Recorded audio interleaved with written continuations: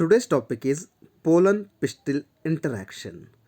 Pollen pistil interaction is the topic where how the pollen and pistil are going to interact, how they both are going to communicate. The pistil has the ability to take the decision to recognize the pollen whether it is of right type or wrong type. If the pollen is of right type, it is called as a compatible, and if the pollen is of wrong type, it is called as incompatible. The pistil accepts only the right type of pollen and promote the further fertilization. It is going to reach the from pistil stigma to the style to the ovary, and the promotes the further fertilization and reject the pollen of other species and incompatible pollen of the same species. How it is possible, how it is the pistil come to know it is of right type of wrong type? It is due to the chemical present in that pistil. It is the ability to recognize the pistils of same species or of other species. It is of right type or it is of wrong type, through which the further fertilization take place. The growth of pollen tube, how the pollen tube further after the recognition enter inside the post stigma. You know the structure of pollen grain. It is going to generate a pollen tube. It's having the two layer, one is exine, one other one is intine. From the germ pore, it is where it is having the gap. Through that the pollen tube is going to be generate the gamete transfer through that pollen tube. We also studied the genitive cell as well as vegetative cell. Vegetative cell is also called as a tube cell also. We studied this in a previous classes. By knowing this knowledge, when we see in the diagram, when a pollen grain of right type compatible type lands on the stigma, it will generate the pollen tube. This pollen tube goes on entering into the from stigma to the style to the ovary and enter through the micropyle to the egg cell and polar nucleus. Understood? A compatible pollen grain start its germination by producing a pollen tube through the one of the germ pore. The contents of the pollen grain moves into the pollen tube. The pollen tube grows through the tissue of the stigma and style to reach the ovary. The content of the pollen grain means when the pollen grain, this is structure pollen grain, this is having the two cell, one is generative and vegetative. Whatever the content, the nucleus of this are transferring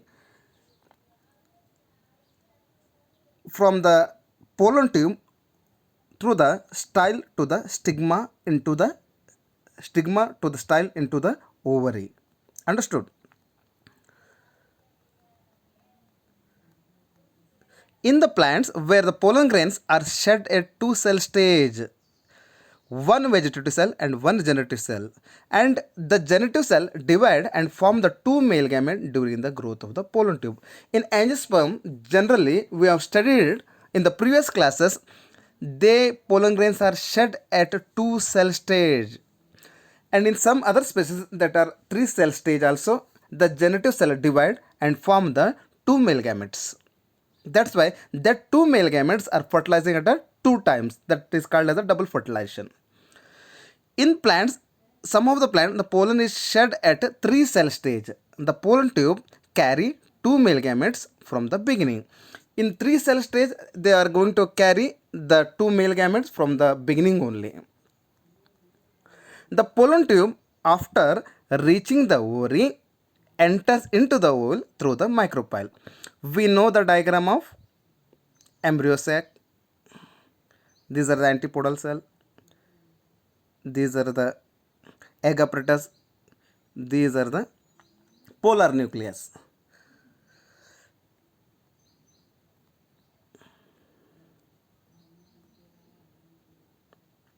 This is the filiform apparatus. When a pollen tube enters inside the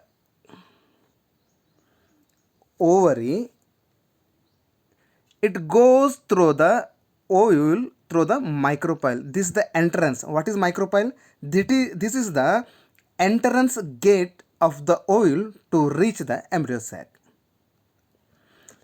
from which it is goes into the reach to the one male gamete reaches the egg apparatus and another reaches to the polar nuclei. Here there is a presence of filiform apparatus. What are filiform apparatus? Filiform apparatus are nothing but these are the finger-like projections present in the synergid. These two are the synergids. These synergids having the filiform apparatus, these help to guide the pollen tube to reach the egg as well as the polar nucleus. If the pollen tube reaches through the different routes, if it is reaching through the micropyle, it is called as a progamy. As you see the example of lily. In chalaza, if it reaches through the chalaza, it is called as chalazogamy. Example is casuarina. Or in some other species, it is entering into the integument. It is called as a mesogamy. Example, cucurbita. Understood? These are the different ways, these are the different routes, paths through which the pollen tube are entering. In one, if you see the here in the diagram, it is entering into the through the micropyle. In some, it is entering through the chalaza. That is called as chalazogamy. And in some species, it is entering into through the integuments. That is called as a mesogamy. This is a very important topic. Once go through the video, you will going to understand this video. Thank you.